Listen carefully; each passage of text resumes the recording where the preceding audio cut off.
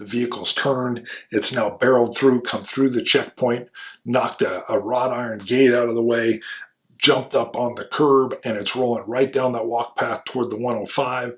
Guys are starting to scramble to their weapons, to their sidearms, to the cannon itself.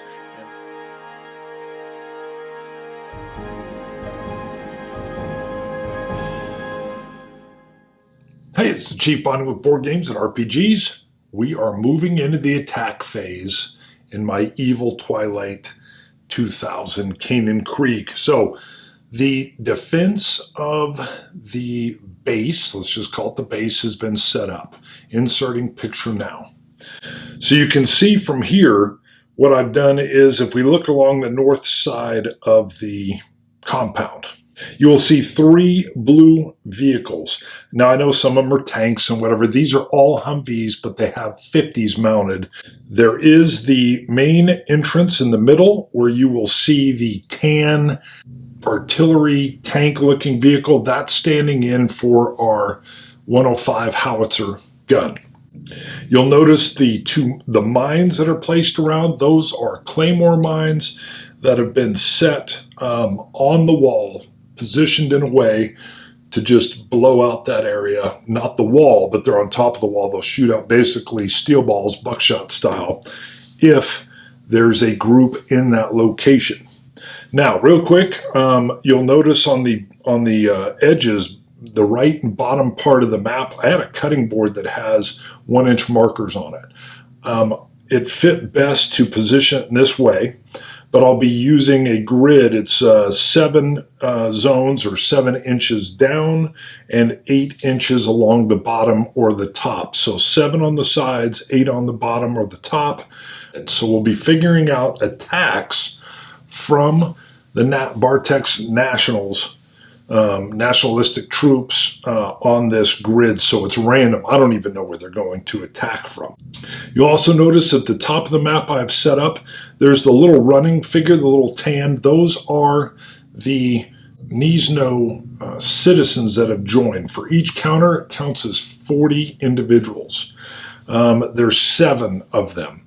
I've come up with it. They were able to come up with 280 citizens, and they have 70 nationalistic Bartek troops. So those little X stop sign looking things, those equal 10 of Bartek's better trained troops.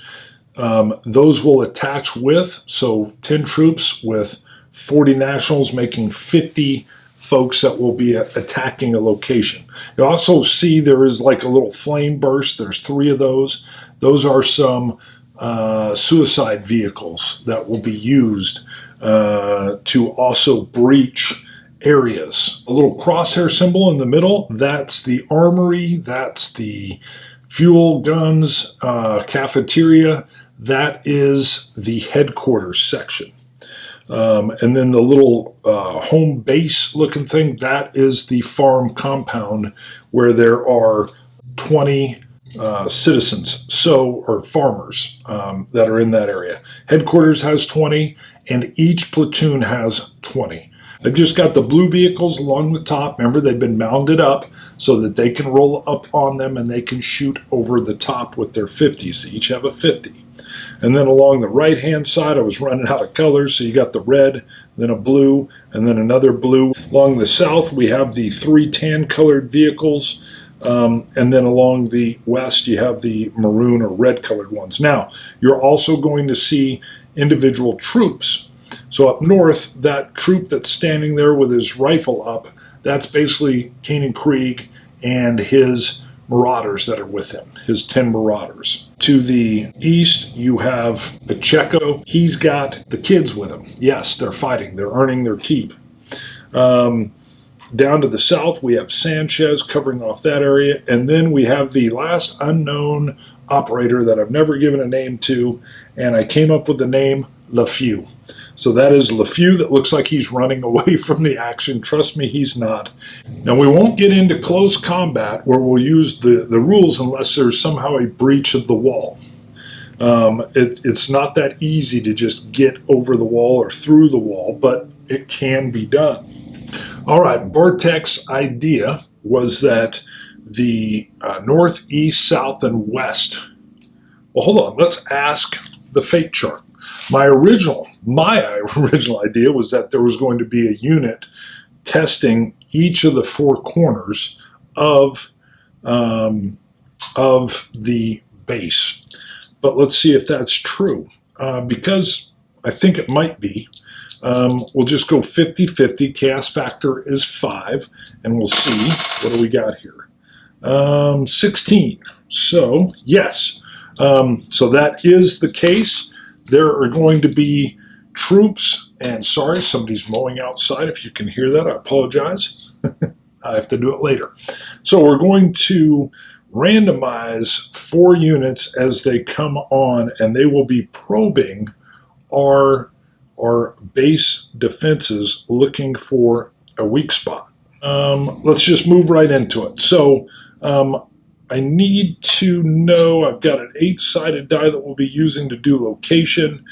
1, 2, 3, 4, 5, 6, 7, 8. So 1, 2 would be on the north, and it is a 6. They will be attacking from the south. So I've got an 8-inch grid that is going to be coming all the way along. So 1, 2, 3, 4, 5, 6, 7, 8. Just to see how far on this. So we will see, and it is a 2. So the second hex in, let me move this.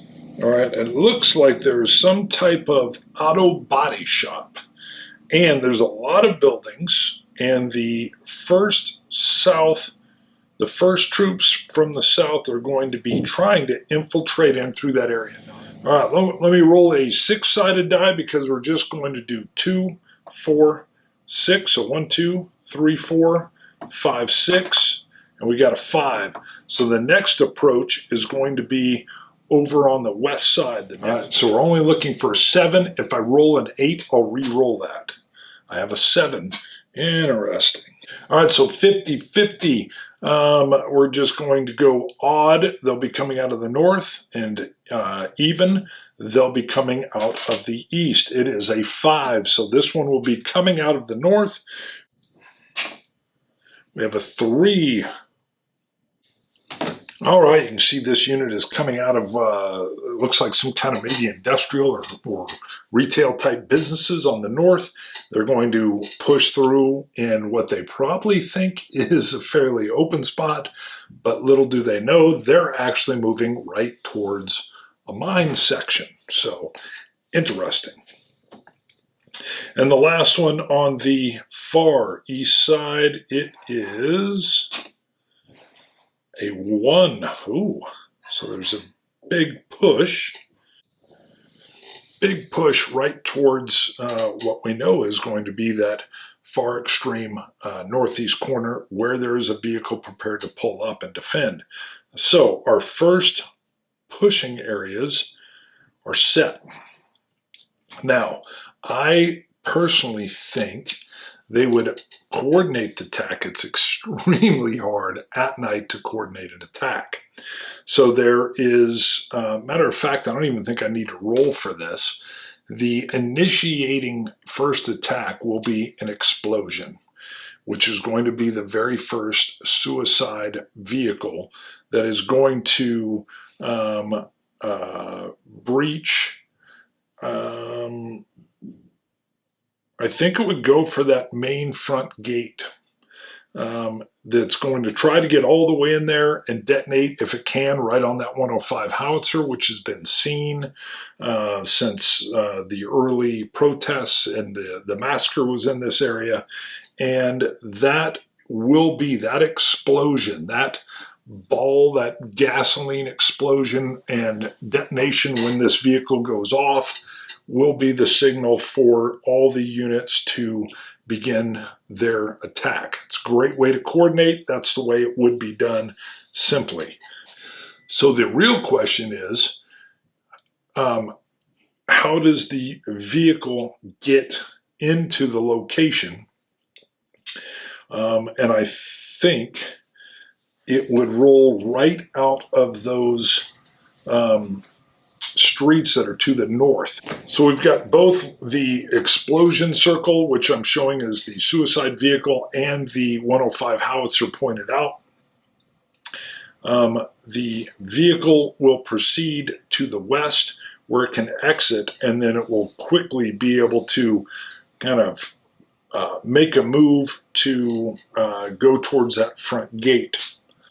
So you've got Krieg in the general area. Oh, and by the way, all of the player characters that we've got fleshed out, they are all kitted up with their same weapons that they took on that night op. If you've seen the videos, the thumbnails all show the night vision on there. They have the exact same setup with a full loadout of ammo, which means Krieg has his suppressed M3 grease gun instead of his R4 assault rifle. It's quiet. He feels like he's a good shot with it. He's a terrible shot with everything. He's got the 10 Marauders with him, and they're actually not too far away, as you can see, from where this 105 howitzer is. Now, there is a front guard shack there, and we're going to do a recon roll for the units along this north border. Do they spot this vehicle? I'm going to be real honest with you. All these units, they're alert. The 3 that are up and mounted on, heck, we'll even put Krieg right now. He's got his M3 grease gun maybe on a shoulder strap. He's up on a 50. Terrible shot, but he had to take the 50. So he's on a 50 just to the right of the entrance. The 50 way over on the right corner won't even be able to probably mess with this. Who knows? They might get a shot in. They're going to have their own action in a little bit. And then we've got the other one on the north. And we're going to do a group recon. And with the night vision, I believe we're going to be rolling 2 12-sided die. At night, it's not hard to miss a vehicle's engine running, and they're on alert. Now, the main issue is they have not pulled their vehicles up onto these mounds yet. They're staged, but by pulling onto the mounds, it gives up that one, all these 50s come up over the wall line. But there's troops that are there's noise discipline. I still think you got a couple troops on ladders that can be up. I would think that would kind of be the standard, that there were some checkpoints or observation points built in even before all this trouble happened. You're going to have guards up at night when you're defending an area. So I think there's going to be some platforms that are built in or whatnot. So there's observers up. But again, I think it's real hard to miss a car engine at night. Now, there's no headlights on or anything, but they can hear it and they're alert. Now, it doesn't mean that they're necessarily going to be able to get rounds on it. Depends on how much are they surprised. And there's not much time here, but there is sound. So we're going to look for successes, and how many successes? Oh, so we've got an 11 and a 1. So the 1, I'm not pushing, you can't push recon anyway. So we've got 2 successes. So yeah, they hear, I think they hear like an unmuffled jalopy. You're not putting an IED into a real nice car. So there is a true believer in a very loud vehicle. Not to mention, this is the setup deal. This thing's set to blow. So they're alert, hearing this vehicle. The next question is, and I'm going to put it to the fate chart, is this enough of hearing a vehicle to move these Humvees up onto the mound so that you have 50s? I think you have platforms with some guys with rifles, but is this enough for the trucks to just say, yeah, something's coming, go ahead and pull on up? Man, I actually think that it's somewhat unlikely that you would give out your ramp heavy machine gun positions that you've set up secretly just based on car noise. And so the question is, once they see this vehicle and the problem coming, they may be behind it, but who knows? I think it's unlikely, which means a 35 I got 55, so no, they do not yet pull up. They're under, secrecy. Don't just pull up. Don't get suckered in, and then all of a sudden they know, oh, we've got guns, because they're confident. They know they're under observation. They're being observed, so they don't want to give away that, hey, we can get these 50s up and have a great field of fire. They do not pull their vehicles up. So the only thing they have to stop this vehicle before it gets to that front gate is small arms fire.